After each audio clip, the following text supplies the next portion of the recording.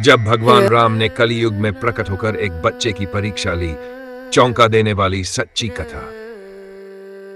एक मासूम भक्ति, एक दिव्य लीला और श्री राम का कलयुग में आगमन।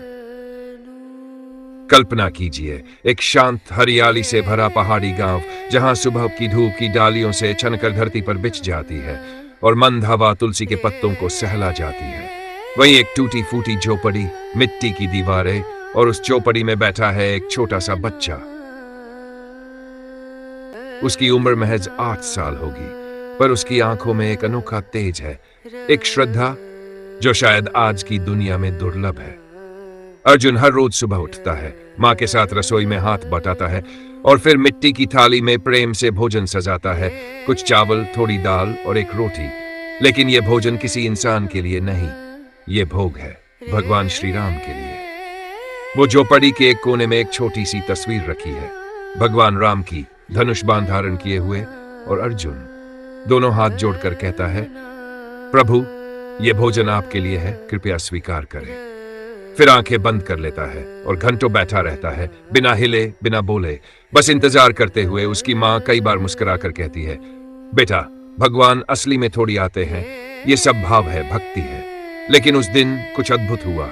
अर्जुन अचानक झोपड़ी के बाहर भागते हुए आया, चिल्लाते हुए बोला, माँ, आज प्रभु आए थे, सच में आए थे। उन्होंने थाली का सारा खाना खा लिया माँ। वो बहुत सुंदर थे, उनके बदन से तेज निकल रहा था, और जैसे ही मैं हाथ जोड़ने गया, वो अदृश्य हो गए। माँ अवाक रह गई, उसे समझ नहीं आया, क्या ये अर्जुन की कल्पना है या सचमुच कलयुग में भगवान श्री राम ने दर्शन दिए। और सवाल ये भी उठता है, क्या सच्चे प्रेम और भक्ति की पुकार भगवान तक पहुंचती है?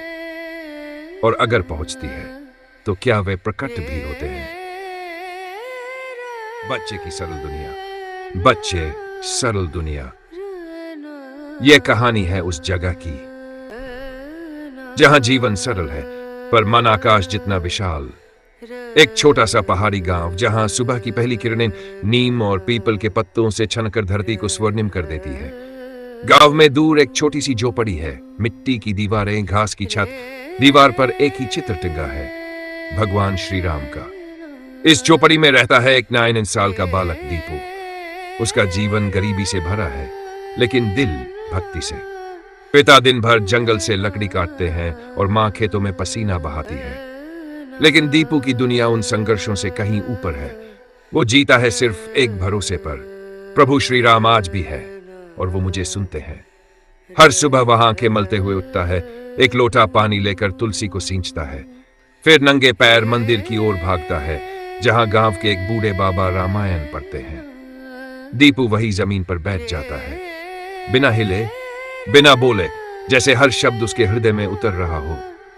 बाबा जब कहते हैं भगवान राम, तो अपने भक्तों की पुकार तुरंत सुनते थे। दीपू मुस्कुरा देता है, जैसे ये बात उसके लिए कही गई हो। कथा के बाद वो तुलसी के कुछ पत्ते तोड़ता है और दौड़कर घर लौटता है। माँ थकी होती है, चूल्हे की आग बुझ रही होती है, लेकिन दीपू मुस्कुराकर पूछता है, माँ, प्रभु भूखे होंगे ना? माँ थकान में भी हंस देती है, हाँ बेटा, उन्हें रोज तेरा इंतजार रहता है। दीपू मिट्टी की थाली निकालता है, एक टूटी हुई, किनारों से जरी थाली, लेकिन हर दिन माँ उसे साफ करती है जैसे कोई सोने की थाली हो। उस दिन माँ ने आलू और रोटी बनाई थी। दीपू ने 2 रोटियां रखी, एक कटोरी दाल और तुलसी के 3 पत्ते सजा दिए। फिर उसने दीपक जलाया और उस थाली को प्रभु श्री राम की तस्वीर के सामने रखकर दोनों हाथ जोड़ लिए। प्रभु, लीजिए, आज माँ ने आलू बनाए हैं, मुझे तो बहुत पसंद है, आपको भी होगा ना? फिर वह धीरे धीरे जमीन पर बैठ जाता है, आंखें बंद, और जैसे समय थम गया हो। उसके सामने कोई नहीं था, लेकिन उसके हृदय में प्रभु की उपस्थिति स्पष्ट थी। ना कोई चमत्कार, ना कोई जादू, केवल एक मासूम हृदय की सरल भक्ति। और यही सरलता शायद सबसे बड़ा चमत्कार थी, एक ऐसा प्रेम जो दुनिया की किसी किताब में नहीं मिलता।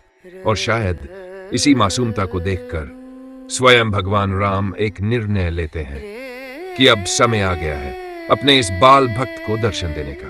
पर कैसे? यही तो इस कथा का रहस्य है। एक सुनसान संध्या, पेड़ों की पत्तियां हवा में सरसराती है, पक्षियों की चहचहाहट अब थम चुकी है। और दूर मंदिर से आती घंटे की आवाज वातावरण को और भी पवित्र बना देती है।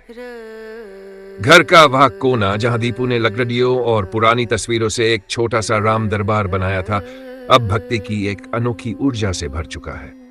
भगवान राम, लक्ष्मण, सीता माता और हनुमान जी की तस्वीरें दीवार पर सजी है, जिनके सामने एक पीतल की छोटी सी दीपक टिमटिमा रही है। दीपू के हाथ में एक मिट्टी की थाली है, उसमें है 2 रोटी, थोड़ा गुड़, सब्जी और चावल। यही भोजन है जो माँ ने बचा कर रखा था। दिन भर का काम करके थकी माँ ने उससे कहा था, जा प्रभु को पहले भोग लगा, फिर हम खाएंगे। दीपू थाली लेकर आता है, राम दरबार के सामने रखता है, जमीन पर पालथी मारकर बैठ जाता है और अपनी भोली आंखों से राम जी की ओर देखता है। धीरे से कहता है, प्रभु आज खाना मत छोड़ना। देखो माँ बहुत थकी है, मैंने खुद से आपके लिए थाली लगाई है, मैं यहीं बैठा हूं, देखता हूं आपको खाते हुए। इतना कहकर वो आंखें बंद करता है और शुरू करता है राम नाम का जाप। राम राम। एकदम शांति है, जैसे समय थम गया हो। उसका छोटा सा दिल इतनी सच्ची श्रद्धा से भरा है, मानो किसी तपस्वी की गूंजती हुई पुकार हो। धीरे धीरे कमरे का वातावरण बदलने लगता है। दीपक की लौ स्थिर हो जाती है, हवा जैसे थम जाती है, जैसे किसी अदृश्य उपस्थिति ने वातावरण को छू लिया हो। 5 to 7 मिनट बीत जाते हैं। दीपू की आंखें अब खुलती है और वो अवाक रह जाता है। थाली पूरी तरह खाली है, ना रोटी है, ना चावल, गुड़ का एक कण भी नहीं बचा। साफ सजी हुई थाली अब मानो किसी ने ध्यान से चट कर दी हो। दीपू की आंखें चमक उठती हैं। वो थाली को देखकर धीरे से मुस्कुराता है, फिर भागता है माँ के पास। माँ और दीपू का संवाद। माँ, प्रभु ने खाना खा लिया, सब खा गए। क्या बकवास करता है? थाली में क्या रखा था? दीपू, 2 रोटी, गुड़, चावल, कुछ भी नहीं बचा। राम जी सच में आए थे माँ।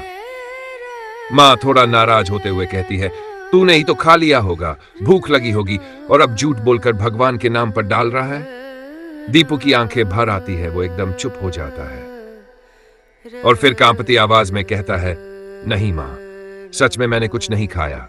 मैं आंखें बंद करके जाप कर रहा था। मैंने कहा था ना, प्रभु आज खाना मत छोड़ना। उन्होंने सुना माँ, उन्होंने सच में सुना और खा गए। माँ कुछ पल चुप रह जाती है। उसने बेटे की आंखों में सच्चाई और श्रद्धा की झलक देखी। वो एक क्षण के लिए सोच में पड़ जाती है, क्या सच में कोई चमत्कार हुआ है? धीरे से वो थाली उठाकर देखती है, एक भी अंश शेष नहीं, मानो किसी ने सच्चे प्रेम से भोग स्वीकार कर लिया हो। उस रात दीपू फिर उस कोने में बैठता है, लेकिन आज उसकी आंखों में सिर्फ श्रद्धा नहीं, अब वहां एक विशेष विश्वास है। वो धीरे से हाथ जोड़कर कहता है, प्रभु आपने आज मेरी पुकार सुनी, मैं अब और भी भक्ति करूंगा। अब आप रोज आना, मैं रोज आपको खिलाऊंगा। कमरे में हल्की सी रोशनी के बीच दीपक की लौ हिलती है, जैसे कोई अदृश्य हस्ती धीरे से मुस्कुरा रही हो। कहानी आगे बढ़ेगी। क्या मां को भी होगा चमत्कार का अनुभव?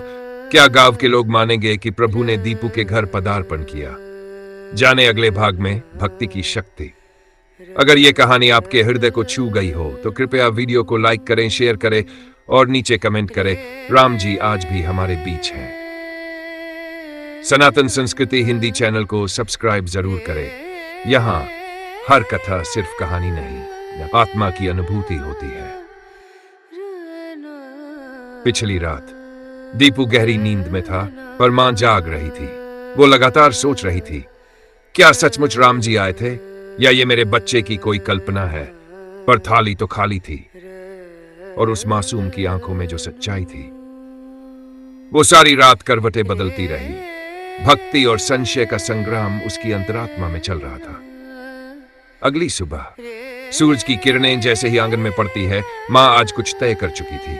आज मैं सब अपनी आंखों से देखूंगी। वो दीपू से बिना कुछ कहे घर के एक कोने में पर्दे की ओट में छिप जाती है। दीपू रोज की तरह तैयार होकर थाली में भोजन लगाता है, गुड़, रोटी, चावल और सब्जी। फिर राम दरबार के सामने बैठता है, आंखें बंद करता है और शुरू करता है जाप, राम राम राम। वातावरण में एक बार फिर वही दिव्यता उतर आती है। दीपक की लौ स्थिर हो जाती है, हवा थम जाती है और समय जैसे ठहर सा जाता है। और तभी मां की आंखें फटी रह जाती हैं। अचानक कमरे में एक दिव्य प्रफुल्लता है, दीवारें सोने सी चमक उठती हैं और उस प्रकाश के मध्य प्रकट होते हैं साक्षात श्री राम। गौरवर्ण, पीले रेशमी वस्त्र, कमर में धनुष बाण, सिर पर मुकुट, नेत्रों में करुणा और चेहरे पर अपूर्व तेज। भगवान धीरे से आगे बढ़ते हैं। दीपू अब भी आंखें बंद किए हुए राम नाम में लीन है। श्री राम मुस्कुराते हैं, उसके सिर पर अपना करुणा में हाथ रखते हैं और फिर सामने रखी थाली से प्रेम पूर्वक भोजन ग्रहण करते हैं। मां की सांसें थम गई है, उसके शरीर से जैसे चेतना निकलने को हो, पर वो अपनी आंखों से यह अलौकिक दृश्य देख रही है जिसे देखने के लिए ऋषियों ने युगों तप किया। भोजन समाप्त होते ही राम जी एक बार पुनः बालक को देखकर मुस्कुराते हैं और एक दिव्य प्रकाश में लुप्त हो जाते हैं।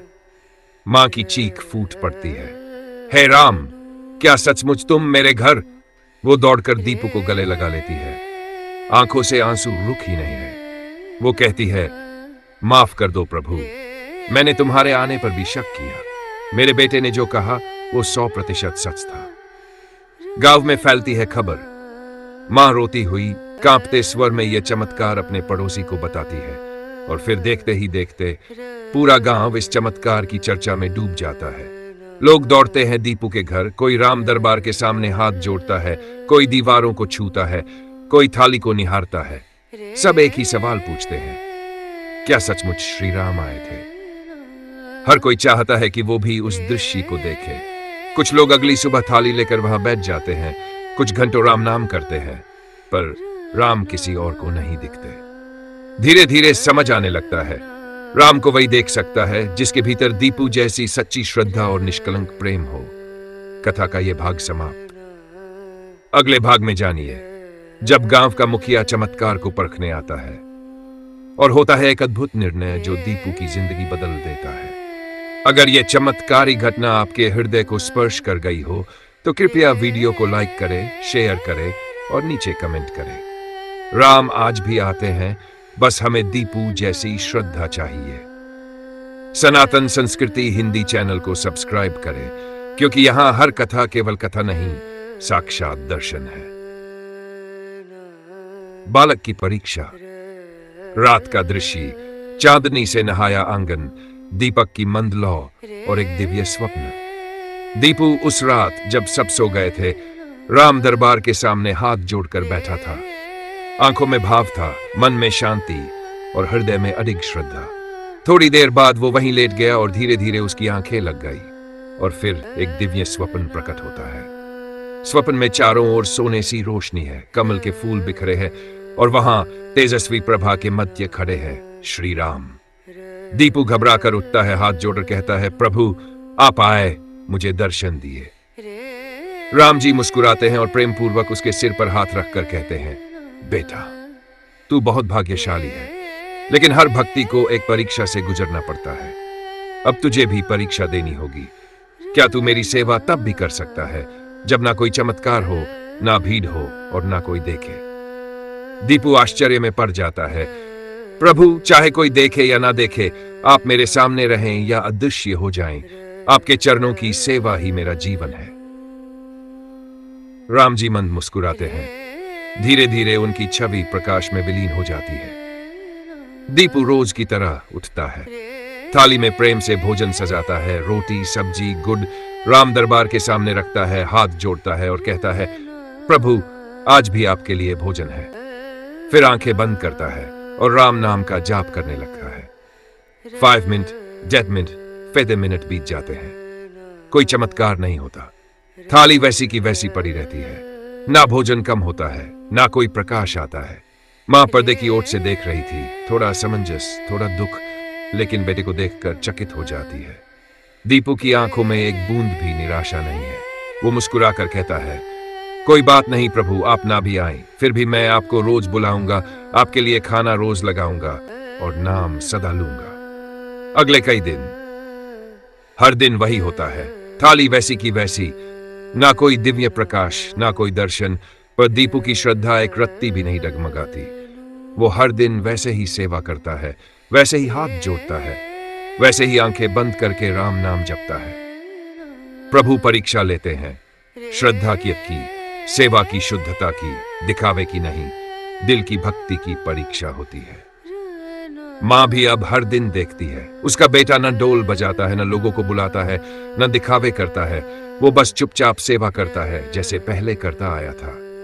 गांव वाले अब नहीं आते, भीड़ नहीं है, चर्चाएं शांत हो चुकी है, पर दीपू की भक्ति वैसी ही प्रबल है। कथा आगे बढ़ेगी। अब क्या होगा इस बालक के जीवन में? क्या यह परीक्षा किसी वरदान में बदलेगी? अगले भाग में जानिए। श्री राम का अंतिम दर्शन और एक दिव्य वरदान। यदि आपको दीपू की यह सच्ची भक्ति प्रेरणा देती है तो वीडियो को लाइक करें, शेयर करें और कमेंट करें। भक्ति हो तो दीपू जैसी। सनातन संस्कृति हिंदी चैनल को सब्सक्राइब करें, क्योंकि यहां भक्ति, परीक्षा और कृपा हर रूप में राम है। 7वां दिन। अब पूरे गांव में चर्चा बदल चुकी थी। कुछ लोग कहते, पहले तो चमत्कार हुआ था, अब लगता है बस बालक की कल्पना थी। कुछ हंसते थे, कुछ ताने मारते थे, अब भी रोज थाली लगाता है, पगला गया है क्या? दीपू ये सब सुनता है पर चुप रहता है। हर ताना, हर हंसी उसकी भक्ति को और मजबूत बनाती है। उस दिन भी वह रोज की तरह थाली लगाता है, दीवार के पास बैठकर आंखें बंद करता है और कहता है, प्रभु, चाहे दुनिया मुझे पागल समझे, आपने मुझे जो भक्ति दी है वही मेरी सबसे बड़ी पूंजी है। और तभी 7वें दिन, ठीक सूरज डूबने के समय, आकाश में अचानक बादल गिर आते हैं। चारों ओर एक दिव्य तेज फैलने लगता है।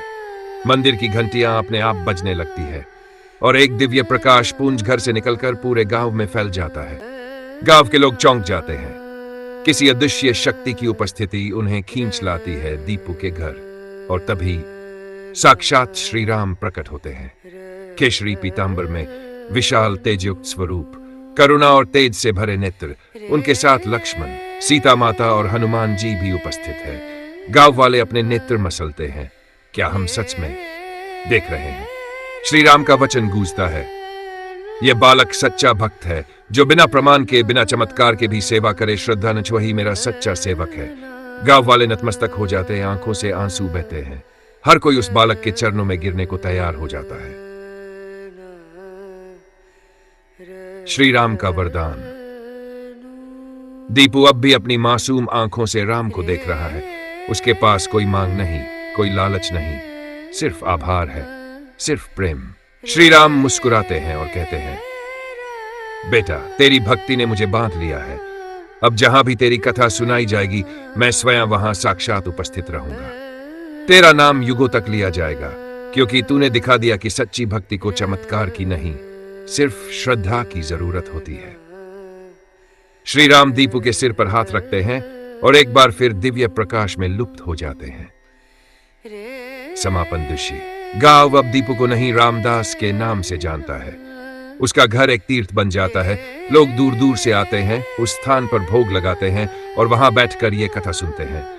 और हर बार जब कोई भक्त श्रद्धा से ये कथा सुनता है, उसके हृदय में एक दिव्य शांति उतरती है, क्योंकि श्री राम का वचन है, जहां यह कथा सुनी जाएगी वहां मैं स्वयं उपस्थित रहूंगा। भक्ति चमत्कार पर नहीं टिकी होती, वो टिकती है श्रद्धा पर, प्रेम पर और सेवा पर। दीपू ने जो किया वो केवल भक्ति नहीं थी, वो साक्षात राम को खींच लाने वाली पुकार थी। अगर इस कहानी ने आपके हृदय को छू लिया हो तो कृपया वीडियो को लाइक करें, शेयर करें और नीचे कमेंट में लिखें, जय श्री राम, मेरी भक्ति भी ऐसी ही हो। सनातन संस्कृति हिंदी चैनल को सब्सक्राइब करें, क्योंकि हम लाते हैं वो कथाएं जहां केवल कहानी नहीं, प्रभु का साक्षात अनुभव होता है। लोग कहते हैं यहां श्री राम आज भी आते हैं, कभी हवा की सरसराहट में, कभी दीपक की लौ में और कभी किसी मासूम की प्रार्थना में। तो क्या भगवान आज भी भक्त की पुकार सुनते हैं? क्या दीपू की तरह हमारी भक्ति में भी वही सच्चाई, वही श्रद्धा है? राम वही है, कलयुग भी वही है, बदली है तो बस हमारी नीयत, हमारी लगन। आज भी अगर कोई दीपू की तरह निष्कलंक मन से पुकारे तो प्रभु अवश्य आते हैं, क्योंकि राम को केवल आवाज नहीं चाहिए, उन्हें चाहिए सच्चा प्रेम, बिना दिखावे की भक्ति। भक्ति केवल तब तक नहीं जब तक चमत्कार हो। सच्ची आस्था तब होती है जब प्रभु न दिखे, फिर भी सेवा जारी रहे। हर युग में भगवान परीक्षा लेते हैं हमारे धैर्य, प्रेम और सच्चाई की। कहानी यही नहीं रुकी, वो गांव आज भी है, एक छोटे से पहाड़ी प्रदेश में, जहां लोग श्रद्धा से कहते हैं यहां प्रभु राम आज भी आते हैं। अगर आपकी श्रद्धा भी दीपू जैसी है, अगर आपको विश्वास है कि राम आज भी हमारे साथ हैं, तो अभी कमेंट करें और इस कथा को हर उस हृदय तक पहुंचाएं जिसे भक्ति में विश्वास है। सनातन संस्कृति हिंदी चैनल को सब्सक्राइब करें, जहां हर कथा सिर्फ सुनाई नहीं जाती बल्कि महसूस की जाती है।